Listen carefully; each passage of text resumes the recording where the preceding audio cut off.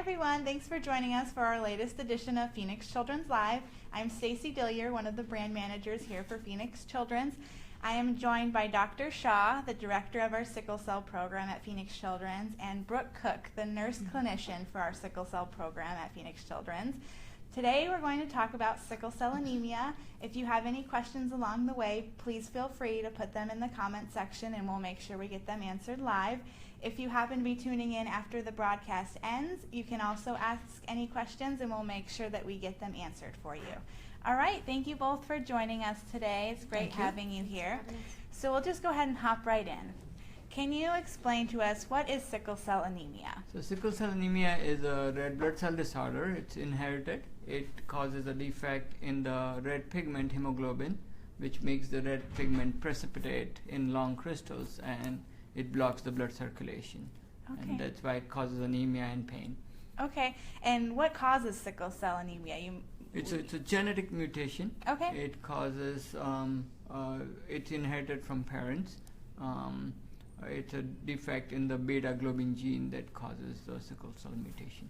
Okay, and is it, if one child has it, is it guaranteed that all the children in the family will have it? No, it's for each separate pregnancy. There's a 1 in 4 chance, a 25% chance with each pregnancy that the child could have disease, and a 50% chance of passing on a trait if both parents do have trait. Okay. So. Okay.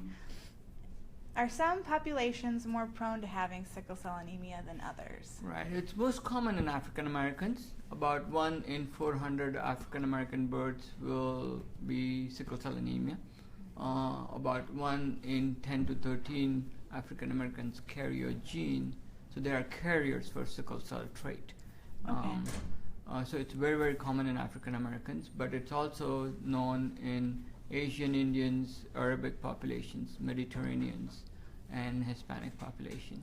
It's much less common in those populations. Okay. Do we know why it's more common in certain populations than others? So the theory is that it is the sickle cell gene gave a survival advantage against malaria.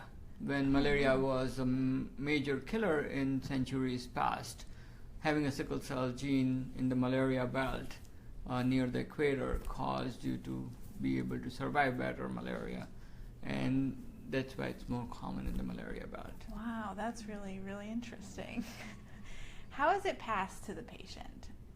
Is it passed, in utero? Is it? It is, yeah. It's something they're born with. We actually find diagnosis mostly nowadays through newborn screening. So when the baby's first born, they take a blood sample and send it off to the Department of Health. And that's how we find out. But it's through each pregnancy. Parents can get tested during pregnancy to find out if their child does have it. Okay, so you can find out before the baby's even born. Yeah, and a lot of parents can and should choose to get tested before pregnancy. It's a simple blood test that their pediatrician or general practitioner can do to check and see if they do have a trait and could potentially pass on either the trait or the disease to their child. Okay, is there any risk to that blood test for mothers who? Nope. The blood test can be done pregnant or before pregnant, and it's just a regular blood draw, and they send it off. But no risk at all. Okay. What are some of the signs and symptoms of sickle cell anemia? So if it isn't diagnosed right after they're born during newborn screening, what are some of the signs that they might have it? Right. In majority of the states in the United States, it will be included in the newborn screening, so it will be picked up on the newborn screening. If they're not picked up on the newborn screening for the first year of life, there is hardly any signs or symptoms. Usually kids don't have much pain or any other symptoms during the first year of life, but they are at risk of having life-threatening infection, even when they don't have any other signs or symptoms of sickle cell. And that's the purpose of doing the newborn screening, is to pick them up early on and to start treating them with and prophylactic antibiotics, preventive antibiotics. Give them the right kind of vaccines to prevent life-threatening infections. So that's why we do newborn screening early on. Later on in life, they can develop pains in their arms and legs, pains in their backbones, rib cage, sometimes pain in the abdomen. Pain is a major symptom from sickle cells blocking the blood supplies to bones in the various parts of the body. The other major symptom of sickle cell anemia is having a stroke. About 1 in 10 children with sickle cell anemia would develop a stroke unless it's prevented by about 20 years of age.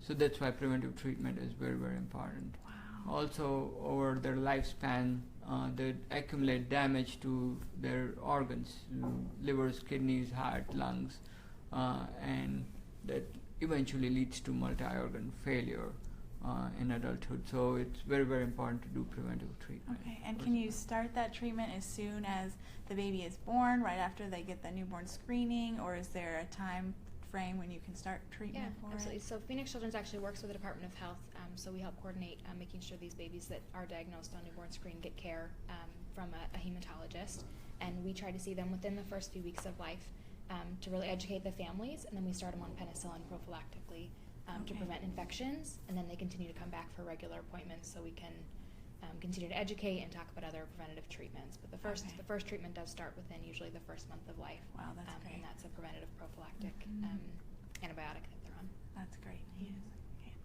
Okay. Will patients ever grow out of it? You mentioned into adulthood. Is this something that, unless right. You're born with the genetic disease and you don't grow out of it. It's always there. It's a silent killer, so to say, because it's hurting your body silently, not necessarily causing symptoms all the time. And you never outgrow it without treatment. Okay. And how is it treated? You mentioned, from a newborn perspective, how is it treated as the patient grows and gets older? So one of the first and the main things we start with is the penicillin, the antibiotic prophylactically. Vaccines are very important to help preventing those infections. At one point that was, and it still is, a major key player in expectancy in the early years of life, is getting them vaccinated and fighting against those infections that they're more prone to. And then throughout life, regular appointments with their hematologist. There's some different medication options, and then blood transfusions can be an option for some of the higher risk patients to do regular blood transfusions. Okay, great. How often are there appointments? How often are they treated in the clinic? So it varies. Some come every month, and some come every 3 to 6 months. But pretty standard is about every 3 months. Okay, just might depend on the case and the child. Yeah. Okay. If we have on medicines that require monitoring every month, we'll bring them back every month. Okay. How can Phoenix Children's help? Tell us about the Sickle Cell Program at Phoenix Children's and the work that you guys do. So we have a very comprehensive program for the last year. We have had increased staffing. Brooke is solely committed to taking care of all patients, children with sickle cell disease and families. We have a social worker that can help with social aspects of the program. There are 4 physicians who take care of children with sickle cell disease. We have satellite clinics where families can have appointments. And our main focus of taking care of children with sickle cell is prevention. The prevention is very, very, very important, and we want to start that early. The best preventive treatment we have available right now is hydroxyurea. Hydroxyurea is a medicine that's given once by mouth, and we are encouraging more and more of our eligible children with sickle cell to start medicine early and continue that regularly. Okay. And for the patients who are diagnosed at newborn screenings, we know that you guys work with the Arizona Department of Health, you said. For patients who may move to Arizona or, who already have it, do they need to go to their primary care physician first to be referred here? Can they self-refer to our program? How can they gain access to the Sickle Cell Program here? They do need a referral from a PCP. If they're transferring from another hematologist out of state or a different area, they can usually also send the referral. Okay. A lot of parents and families will call before they do, just to kind of see what the process is, and that call comes to me, and we discuss what they need to do, whether they're coming from another state or from a different office here, or some of them don't have a primary hematologist and they're starting to get back into seeing a hematologist. Okay, so, great. Yeah, they do need a referral, and then I find out about it and we get them scheduled very quickly usually. Perfect. All right. And a lot of families that are moving from out of state fall through the cracks. They don't necessarily feel comfortable to call our program directly, and they should feel free to call at any time, and we should be able to pick it up and direct them the right way to get the care going. And we'll post information after this ends on how they can get in contact with our program here. Yeah. That's great. Do we also treat adults? You mentioned, it's something that it's genetic. You're going to live with it throughout the course of your life. Do we have an adult program here? Do those patients have to transition to adult hematologists? How does that process work? About 3 years ago, I want to say, Dr. Gomez started with our program, and he specializes in adult care. Okay. So we don't transition out anymore. We do still transition to adult care. We try to start from an early age, encouraging patients and families to really educate not just the parents, but the patient themselves, so that as they start to get older, they feel more comfortable taking on their own health care. Okay. But around 16, we start having the patients see Dr. Gomez, Okay. So that they feel comfortable for the next few years. And then he does not have an age limit. We take new adult patients. We take transitioning adult patients. So we do have a growing adult program here. That's great. And same thing, would they want to start with a primary care physician? They would. Okay. They would, yeah. And because we are a children's hospital, we do see all of our sickle cell patients outpatient. As they get older, about the age of 21, we have them going to a different hospital if they do need admission or emergency room visits. Okay. But up until 21, everything can be here. And then after 21, for emergency visits, emergency rooms, and hospitalizations, they do go to a different hospital. And Dr. Gomez works with them when they're outside the that's hospital. great. Yeah, so he still can be involved in their care. Oh, that's great, because that's what the patient needs, is that sort of continued self-reassurance with the same faces absolutely. that they're familiar Right, with. transition care has been a major challenge in pediatric hematology in general, sickle cell in specific, because there are not many adult providers, adult hematologists who feel comfortable treating or are familiar or have enough numbers to treat. To treat adults, yeah, that's great. Is sickle cell anemia curable? So yes, it can be curable. Good news. It is curable with a bone marrow transplant. Okay. Bone marrow transplant can get rid of your abnormal red blood cell precursors and give you normal red blood cell precursors. It is unfortunately not available to everybody. Only 1 out of 5 or 6 kids will have an eligible match or have severe enough disease where we'll recommend bone marrow transplant routinely. Okay. And what does that process look like, and what are the risks and maybe some of the benefits associated with a BMT for those who who are eligible for so it? the transplant involves giving donor's bone marrow to the patient. So the donor and the patient have to match with each other. The transplant team does a 10-point match of their genes. If that's a match, the first choice of donor is a brother or a sister to the patient. If there's a perfect match, brother or a sister, then we initiate the transplant consultation, and they explain the family the side effects of doing the transplant. The process involves giving high doses of chemotherapy to the recipients, the patient, and so that we kill their bone marrow and make space for the donor's bone marrow to come in and grow. So there are side effects involved with giving chemotherapy, being immunosuppressed from getting chemotherapy, some long-term side effects of giving chemotherapy. Also, there are side effects from the donor's bone marrow attacking the patient's body, and it's called graft versus host disease, and that can cause life-threatening side effects, and it can cause lifelong side effects too. It's the bone marrow transplant is successful in upwards of 90% of kids, so it is a very, very attractive option because it can cure you. But we have to carefully select the patients to make sure they are not at increased risk of toxicity. They try to use the regimens that are less chemotherapy, less immunosuppressive, to avoid some of the side effects of the bone marrow. And so we have to carefully select, make sure. It's best done at an early age because their bodies have not accumulated the damage over years. So if we have an eligible match and right kind of disease, then it's probably a good idea to do it at an earlier age Okay. than keep waiting for long Okay. term. And we do have a BMT program here, right? So Right. that continuum of care, they can have their care here for BMT. Right. We've done a bunch of successful sickle cell bone marrow transplants, and we have several more going for transplant this summer. Okay, great news. Yeah, so it's most of them start with seeing our providers and then get referred Okay. from our practice, but other people can refer as well. And we work very closely with the bone marrow transplant team to prepare the patients for transplant. And a lot of our patients who maybe are just interested in finding out about transplant but don't feel they're quite ready yet, we'll meet with the team just to discuss and learn more about it, learn what it is. So you don't have to necessarily be on board 100%. It can be more of an information, talk about your eligibility and things like that. Okay, great. That's great information. All right, we had a question come in. What precautions should an individual with sickle cell take when participating in sports or exercise?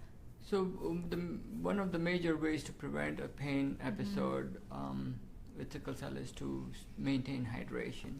Okay. So while participating in sports or exercise, they're, especially in Arizona hot weather, they are much more likely to get dehydrated and develop a sickle cell pain crisis.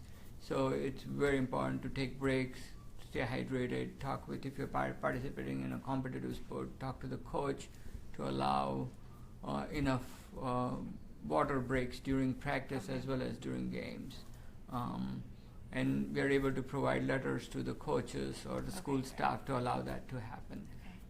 It's important to educate the patient, the family, as well as the school staff to make it happen. Definitely. And water is never a bad thing, especially here in Arizona. So that's a great tip for anyone. Stay hydrated. They are not at any increased risk of having any specific kind of injuries. Theoretically, they can have big spleen and they can get hurt in the belly and rupture their spleen. But most sickle cell children, by the time they're older, their spleen has shrunk in size and it's not a problem anymore. Okay. Is there any sports that they need to avoid completely, or? There's no specific sports to avoid. Okay. We generally, as pediatricians, don't recommend all-terrain vehicles and trampolines. Those are high-risk head injury sports anyway. Okay.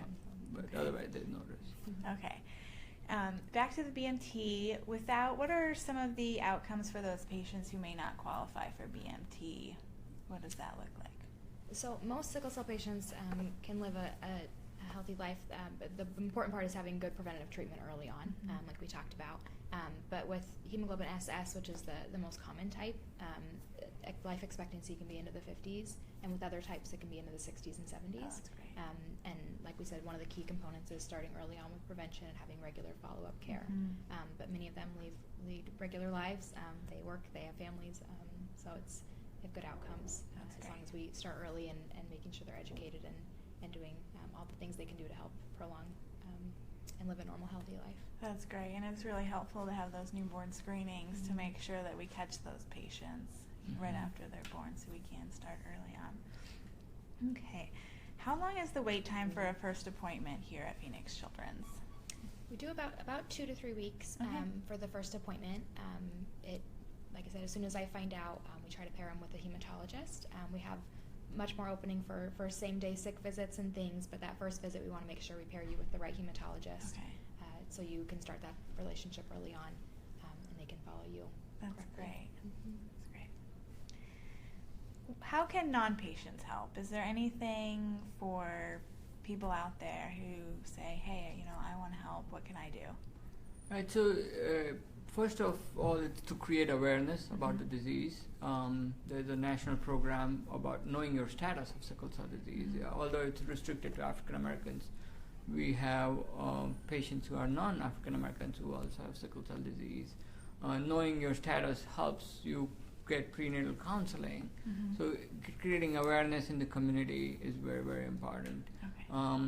The second way families can help, even when they don't have sickle cell, is to support other families who have a child with sickle cell disease, to help them with their healthcare costs or going to doctor visits or transportation. That is a major challenge for some of these families. Some of the families find it helpful to have somebody else be present during the visit to ask questions which are relevant and they may not have thought about. Somebody to bounce ideas off, and when the treatment decisions are made, those are helpful. And finally, everybody can be part of the Be the Match program, which is a bone marrow transplant registry. Thousands of millions of people are in, worldwide part of that registry, and it is harder to find a match for a minority group in the registry. So if the minority groups increase their enrollment in the registry, that'll make it more likely that a child who needs transplant will be eligible for a transplant, will have a match for a transplant. That's great. We'll put information on how people can register for Be the Match registry. Would you ever do a non-perfect match bone marrow transplant if circumstances needed it? Right. So the first option is to do an unrelated donor transplant. So from transplant from a non-sibling, not a brother or a sister. Okay. If that's a perfect match, that's the first preferred way of doing a transplant. It is not recommended as a routine, but if the complications of sickle cell disease are bad enough, then yes, that's definitely an option. And depending on the severity of complication or severity of the expected outcome, then the risk of transplant becomes less problematic if your risk of disease itself is high. So we'll consider transplant. Our transplant team will explain the benefits to the family in each individual case. It varies from each person to person. Okay, perfect. One thing I will say about how to help, if Be the Match is obviously a fantastic thing, we highly encourage that. Also, you can do blood donation. A lot of our patients are on chronic blood transfusions as one of their treatment options. So it's always a good idea to donate blood if you're possible. Okay, great. We also have community parent support groups who, like Lassiter Foundation, one of our mothers is running, and it's very good idea to get involved in those community activities to create awareness and to raise funds for the right stay programs. Connected, right, as well. All right, we had another question come in. Why is it called sickle cell disease? That's a very good question. So when the sickle hemoglobin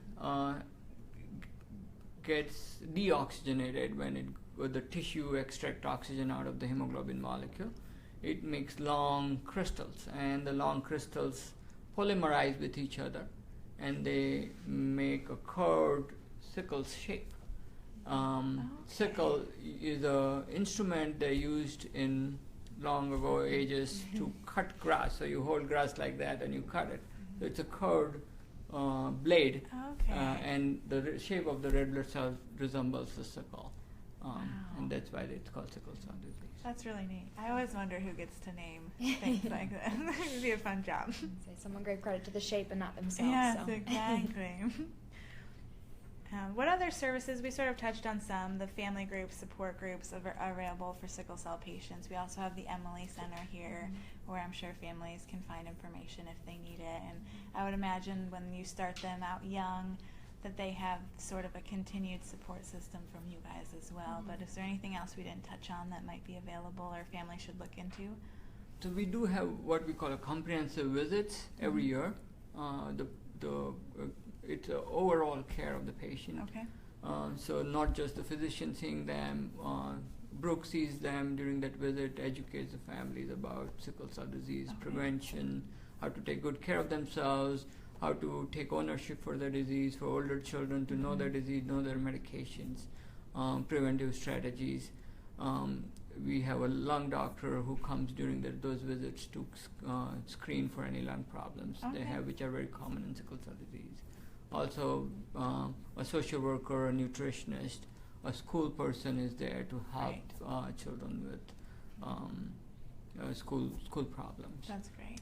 And recently we added our psychologist is coming in to offer services for those comprehensive clinic visits, which has been a great asset to have someone around, because it can be difficult living with chronic illness. We want to make sure we not only touch on the physical side, but also the mental side of dealing with chronic illness every day. That's great. I'm sure patients really appreciate having all of that available to them, especially, as kids get older in school and other stuff gets in the way. fantastic. We also have a pain team Mhm. that helps us with pain management, inpatient and outpatient. I imagine that's really important, especially for this program. All right, our last question. What is World Sickle Cell Day? And tell us about the upcoming event that you guys are hosting here. Yeah, so World Sickle Cell Day was started about 10 years ago. A lot of the national or worldwide health communities decided to celebrate and pick June 19th as the actual day to raise awareness and open discussion, allow for community support and involvement. So here at PCH we do our event this Saturday on June 17th to allow more families to come with work schedules. And it's from 2 to 4 in the Cohen Center, which is just our conference building, or conference room. And you can register online at phoenixchildrens.org under Okay. events. We do a lot of fun stuff. We have food, raffles, games, prizes, face painters, and then we have some speakers. Dr. Shaw will be speaking about hydroxyurea, and then one of our physicians about red blood cell exchange, which is another treatment that we do. And then patient panels. We have, I think, about 8 or 10 patients that are going to be speaking about their experience with sickle cell and with BMT. So families come. It's open to families and relatives and community members who are interested in learning more. Perfect. And it's a good support. It's an opportunity for the families to come together and Mhm. and meet each other and kind of build that community support and involvement. That's great, and we'll make sure we post information too about that in the comment section. Is there anything else that you guys wanted to talk about that we maybe didn't get a chance to touch on? No, I think we covered most of it. Okay. I want to emphasize that it is very, very important for us to start preventive treatment early on. Preventive treatments are very, very effective and can prevent a lot of long-term damage and suffering and prolonged life in children with sickle cell. Okay. Well, thank you both very much for joining us today. If anybody has any questions that they're watching this after we end, please feel free to ask them and we'll make sure they get answered.